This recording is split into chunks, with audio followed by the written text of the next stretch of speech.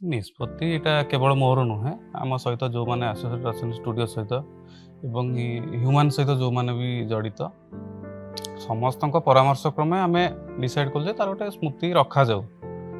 ଯେହେତୁ ଆମ ପାଇଁ ସେ ବହୁତ କିଛି କରିଛି ଷ୍ଟୁଡ଼ିଓ ପାଇଁ, ଆମ ଇଣ୍ଡଷ୍ଟ୍ରି ପାଇଁ ସବୁକିଛି, ତାକୁ ଗୋଟେ ତାର ସ୍ମୃତି ରହିଲେ ଆଟଲିଷ୍ଟ ଯିଏ ଆସିବେ ଦେଖିଲେ ଆଟଲିଷ୍ଟ ଅନ୍ତତଃ ଥରେ ତ ତାକୁ ମନେ ପକାଇବେ। ସେଇ ପର୍ପଜ୍ରେ ଆମେ ଏ ଡିସିସନ୍‌ଟି ନେଇଥିଲୁ। କାହାର decision?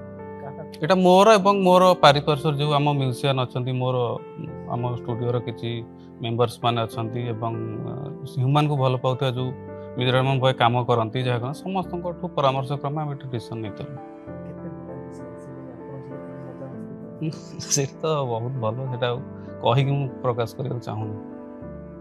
ମାନେ ଆସିଲା ମାନେ ସେ କେମିତି ୱେଲକମ୍ କେମିତି କରନ୍ତି? ନାଇଁ, ସିଏ ତ ଆସିଲେ ମୋତେ ବହୁତ ସମ୍ମାନ ଦିଅନ୍ତି, ସତ କଥା। ମୋତେ ହିଁ ନୁହଁ, ସମସ୍ତଙ୍କୁ ଦିଅନ୍ତି।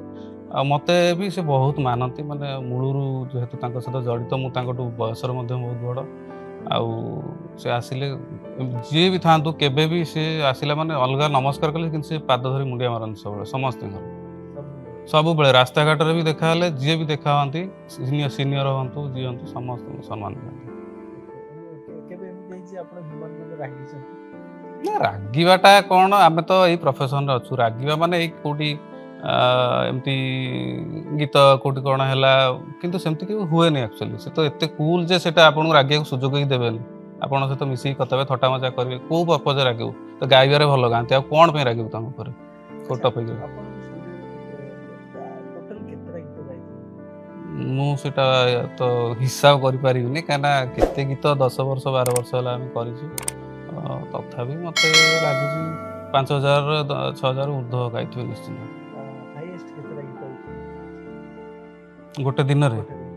ଦିନରେ ତଥାପି 8-10ଟା ଗୀତ ଗାଇଛନ୍ତି ପର୍ ଡେରେ। ତାପରେ 8-10ଟା ସେ କେତେ ସମୟରେ କମ୍ପ୍ଲିଟ୍ ସେ କରିଦିଅନ୍ତି? ବହୁତ ଜଲ୍ଦି କରନ୍ତି, ହାଫ୍ ଆନ୍ ଆୱାର ଗୋଟେ ସଙ୍ଗ୍, ହାଫ୍ ଆନ୍ ଆୱାର 45 ମିନିଟ୍ ମ୍ୟାକ୍ସିମମ୍।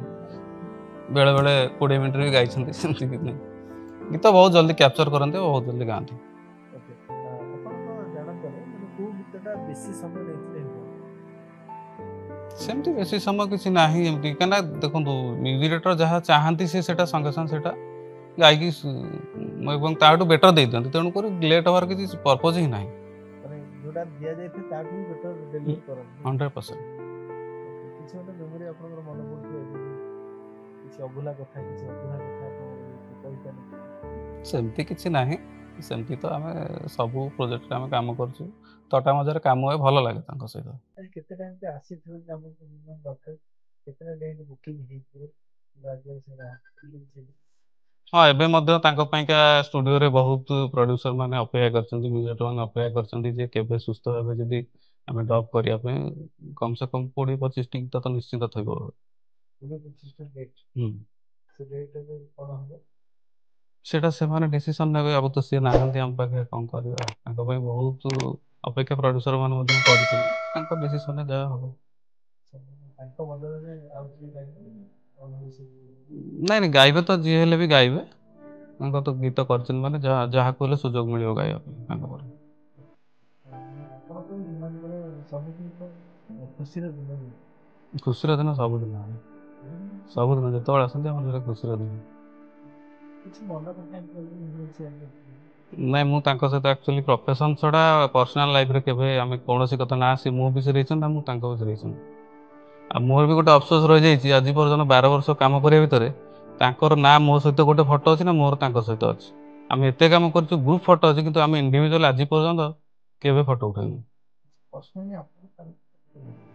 ମୋତେ ବହୁତ ଭଲ ଲାଗେ। ମୁଁ ଆଜ୍ ଏ ଇଞ୍ଜିନିୟର ମୋତେ ବହୁତ ବଢ଼ିଆ ଲାଗେ, ଏବଂ ଲିସନର ହିସାବରେ ବି ଭଲ ଲାଗେ ମୋତେ। ମୁଁ ତାର ପ୍ରଥମ ଗୋଟେ ଆଲବମ୍ ଥିଲା ତୋ ପ୍ରେମରେ ପାଗଳ ମୁଁ ଆଜି, ସେଇଟା ମୋତେ ବଢ଼ିଆ ଲାଗେ ସେ ଗୀତ। ଅନେକ ସାରା ସିଙ୍ଗର ଅଛନ୍ତି, ହ୍ୟୁମାନ୍‌ଙ୍କ ସ୍ୱର କଣ୍ଟ୍ରୋଲ କ'ଣ ଥିଲା ଯାଦୁ? ଗୀତ ଗାଉଥିଲେ ବଢ଼ିଆ ଗୀତ ଗୁଡ଼ା ହୁଏ। ଯେ ସେଇଟା ଦେଖ, ସେଇଟା ପବ୍ଲିକ୍ ଅଲରେଡ଼ି ପ୍ରୁଭ୍ କରିସାରିଛନ୍ତି। ଯେତେବେଳେ ଜଣେ ଗୀତ ଗାଏ ଆମକୁ ଭଲ ଲାଗେ, ହୁଏତ ସେଇଟା ଲୋକଙ୍କୁ ଭଲ ନ ଲାଗିପାରେ, ଆଉ ଲୋକଙ୍କୁ ଯୋଉଟା ଭଲ ଲାଗିଲା ସେଇଟା ହିଁ ସବୁଠୁ ବେଷ୍ଟ।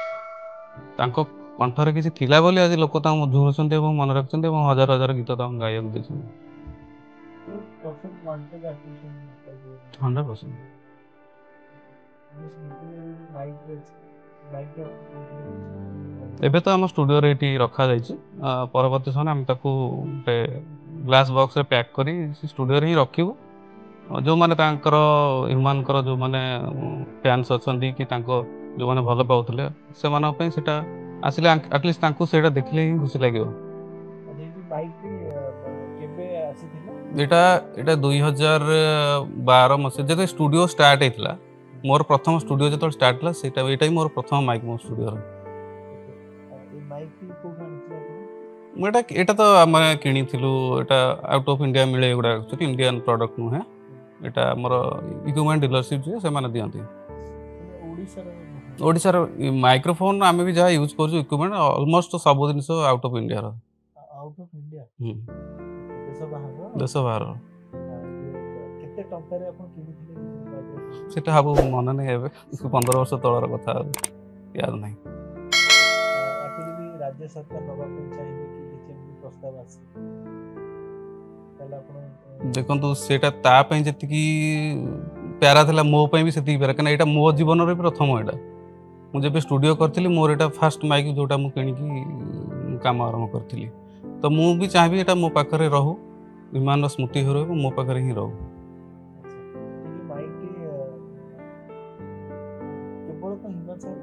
ନାଇଁ, ଅଲଗା ସିଙ୍ଗର ମାନେ ମଧ୍ୟ ଗାଇଛନ୍ତି, କିନ୍ତୁ ହ୍ୟୁମାନ ତାଙ୍କ କ୍ୟାରିୟର ବହୁତ ହିଟ୍ ଗୀତ ଏଥିରେ ଗାଇଛନ୍ତି, ବହୁତ ଗୀତ ଗାଇଛନ୍ତି, ମୁଁ ସେଇଟା କହିପାରିବିନି। ଏବଂ ସିଏ ବି ତାଙ୍କୁ ବି ଏଇଟା ବହୁତ ଭଲ ଲାଗେ, ସିଏ ବି ତାଙ୍କର ଲକି ବୋଲି ମାନନ୍ତି। ସେ ଷ୍ଟୁଡ଼ିଓ ମୋର ଯେଉଁ ଆଉ ଗୋଟେ ଷ୍ଟୁଡ଼ିଓ ସେଇଟା ଅଛି ଯେଉଁଠି ଆମେ ତାଙ୍କୁ ଡେଡିକେଟ୍ କରୁଥିଲୁ ମାଇକ୍ଟି, ସେଇ ଷ୍ଟୁଡ଼ିଓ ଏବଂ ସେଇ ମାଇକ୍ ପ୍ରତି ତାଙ୍କର ବହୁତ ୱିକନେସ୍ ଥିଲା।